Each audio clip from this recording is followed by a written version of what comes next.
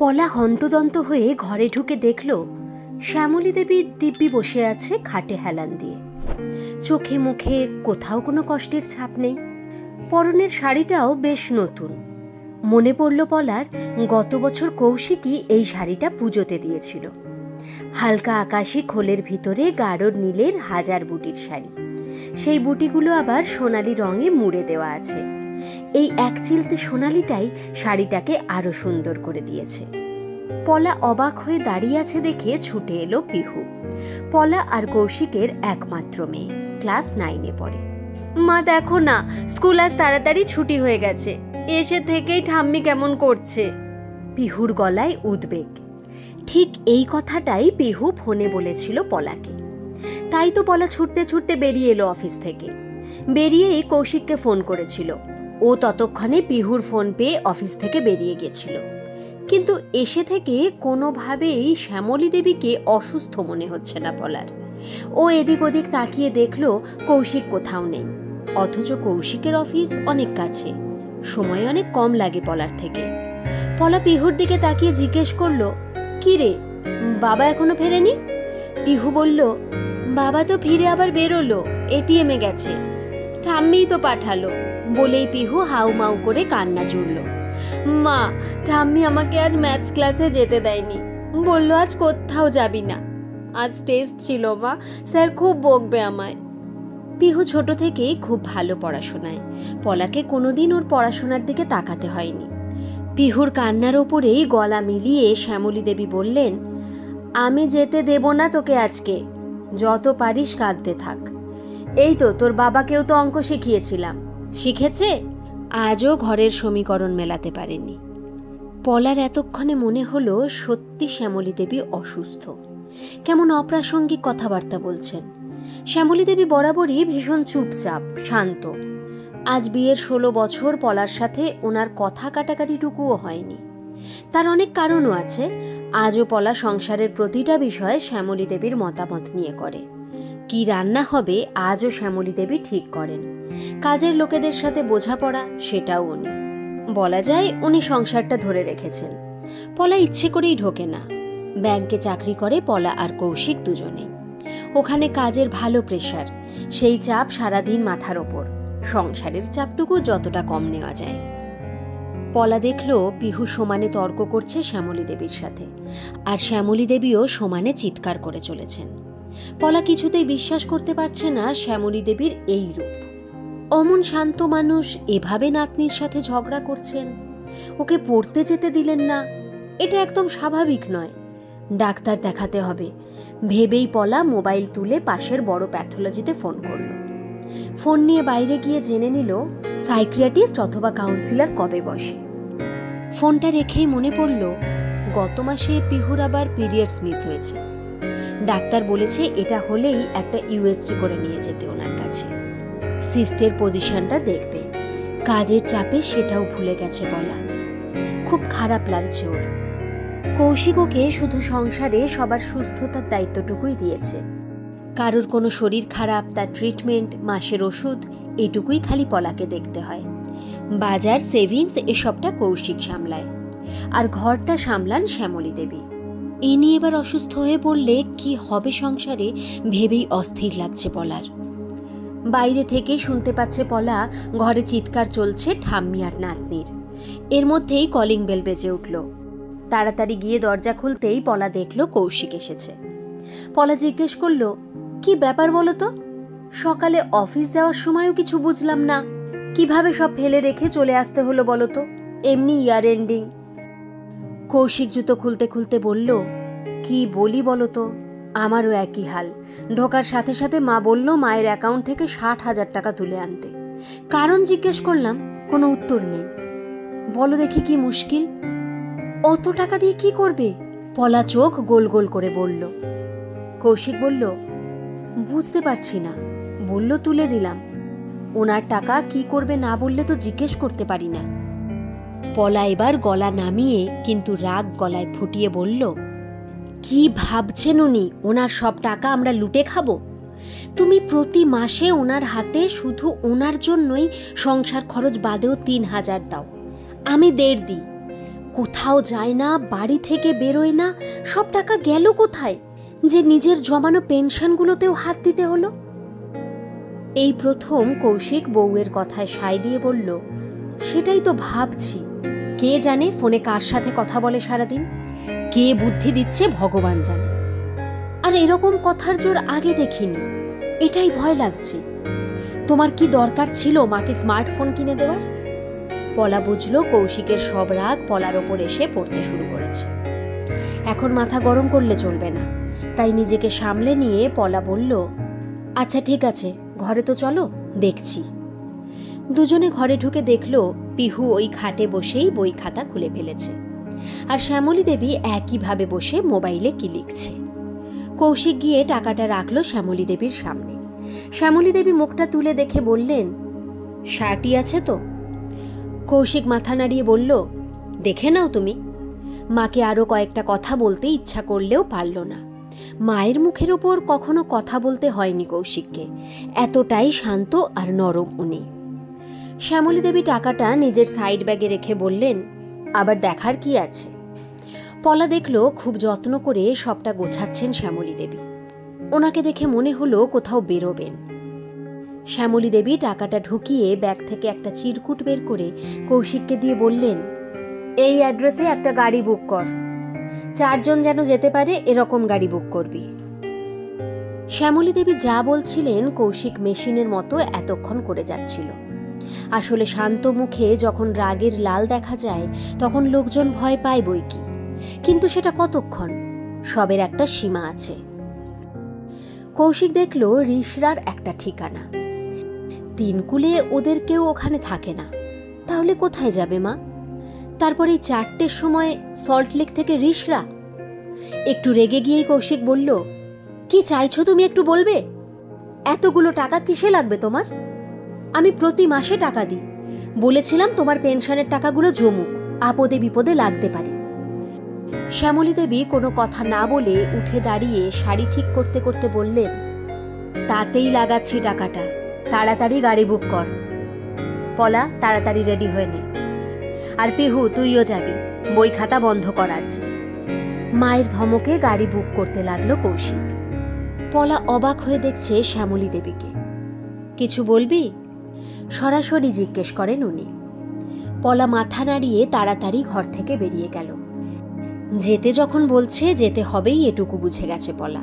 তাড়াতাড়ি বাথরুমে ঢুকে গেল পলা। চোখে মুখে একটু জল দেবে। শাড়িটা কি ছেড়ে নেবে? কে জানে কোনো আত্মীয়র বাড়ি যাবে কিনা। ভাবনার ফাঁকেই পলা শুনল, পলা, গাড়ি এসে গেছে, চিৎকার করে বলল কৌশিক। সাথে সাথে বেরিয়ে এলো পলা। চোখে মুখে বেশ বিরক্ত।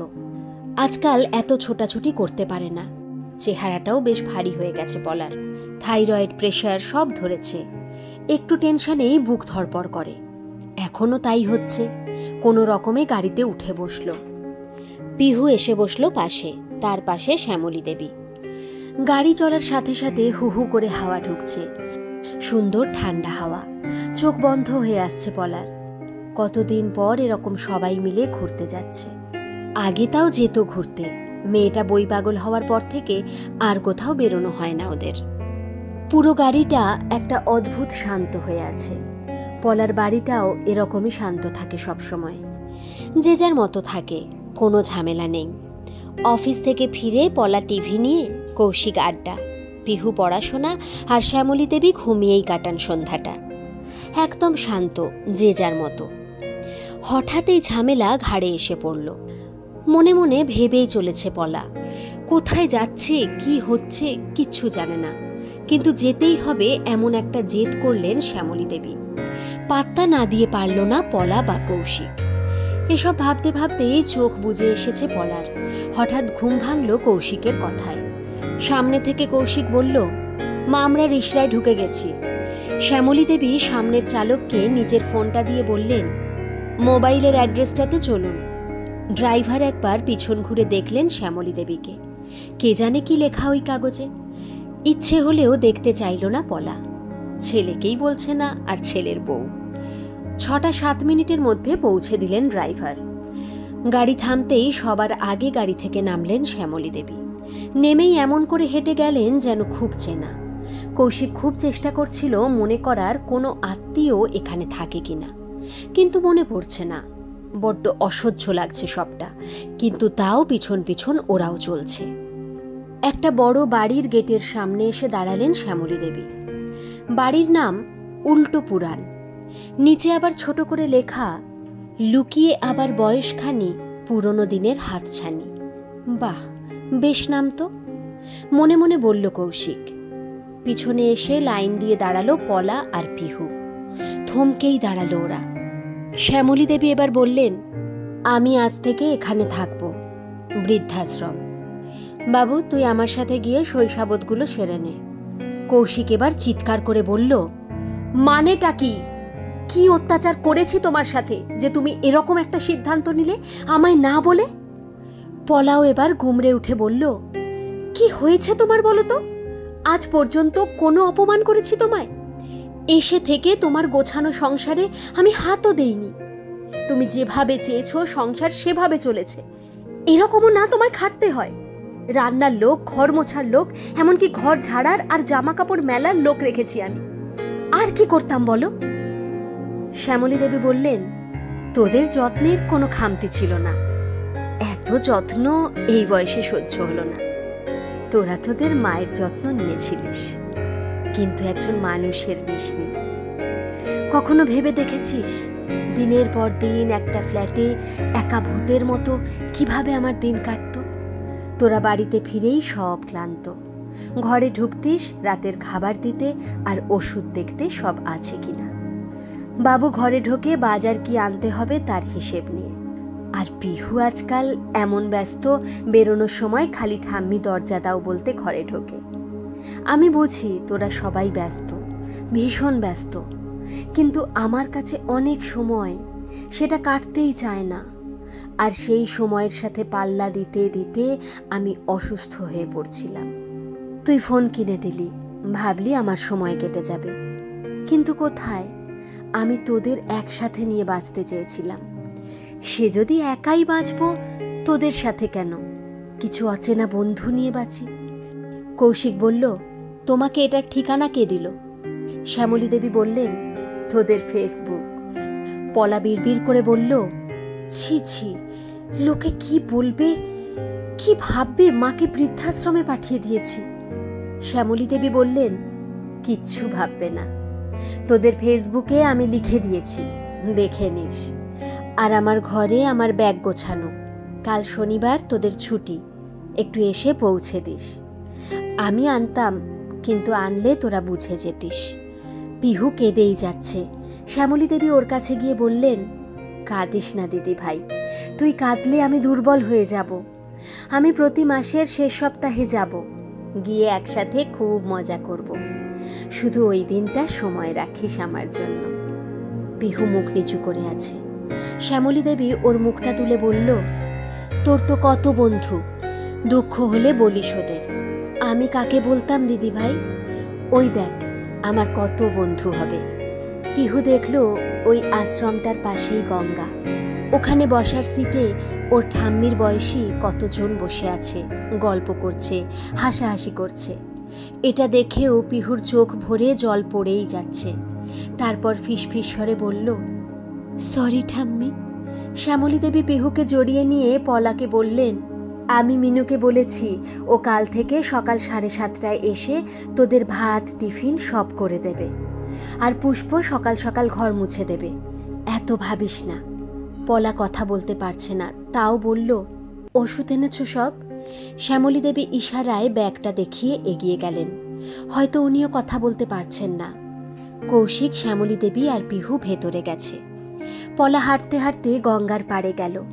কি সুন্দর পরিবেশ, কি সুন্দর হাওয়া। ভালোই থাকবেন শ্যামলী দেবী। সত্যি তো, একা থাকার অনেক জ্বালা, কিন্তু লোকে কি বলবে? ভাবনাটা আসতেই ফোনটা বের করে ফেসবুক খুলে দেখল পলা। শ্যামলী দেবী লিখেছেন, ছেলে বউ জোর করে বৃদ্ধাশ্রমে পাঠায় শাশুড়ি শ্বশুরকে, অত্যাচার করে ওনাদের ওপর। এরকম ঘটনা দেখাই যায়, কিন্তু তোমরা এরকম ঘটনা দেখেছ কি? জোর করে কেউ বৃদ্ধাশ্রম গেছে? আমি যাচ্ছি, পুরাণকে উল্টো করে আমি উল্টো পুরাণে চললাম। আমি জানি আমার ছেলে, বউ, নাতনি কিছুতেই যেতে দেবে না। ওরা আমায় খুব আদরে রেখেছে, যত্নে রেখেছে, সব দিয়েছে, শুধু সময় ছিল না ওদের কাছে। কিন্তু আমি বুঝলাম সুস্থভাবে বাঁচতে আমার কথা বলা দরকার। আমার খুব হাসতে ইচ্ছে করে একটু ঘুরে আসতে। আমার ছেলে বউকে দোষ দিয়ে লাভ নেই, আজকাল ঘরে ঘরে এই ছবি। সবাই খুব ব্যস্ত, স্বামী স্ত্রী নিজেরা নিজেদের সময় দেওয়ার সময় নেই। আর আমি, বাচ্চারা পড়াশোনা নিয়ে ব্যস্ত। এই ব্যস্ততায় আমরা বুড়ো বুড়িরা কেমন যেন থমকে গেছি। তাই এই সিদ্ধান্ত, জীবনের শেষ দিনগুলো সবার সাথে হেসে বাঁচব, আনন্দে বাঁচব। মন খারাপ হলে দেখা করে যাব সবার সাথে। জীবনে সুস্থভাবে বেঁচে থাকার অধিকার সবার আছে। আমার বাচ্চাগুলোকে দোষ দিও না গো, ওরা বড় ভালো। ভালো থেকো সবাই। গল্পটা কেমন লাগলো একটা কমেন্ট করে কিন্তু জানাতে ভুলবেন না। আর যদি ভালো লেগে থাকে তাহলে প্লিজ একটা লাইক করে দেবেন। আর এই চ্যানেলে যারা নতুন তারা চ্যানেলটিকে সাবস্ক্রাইব করে আমাদের পাশে থাকবেন প্লিজ। ধন্যবাদ।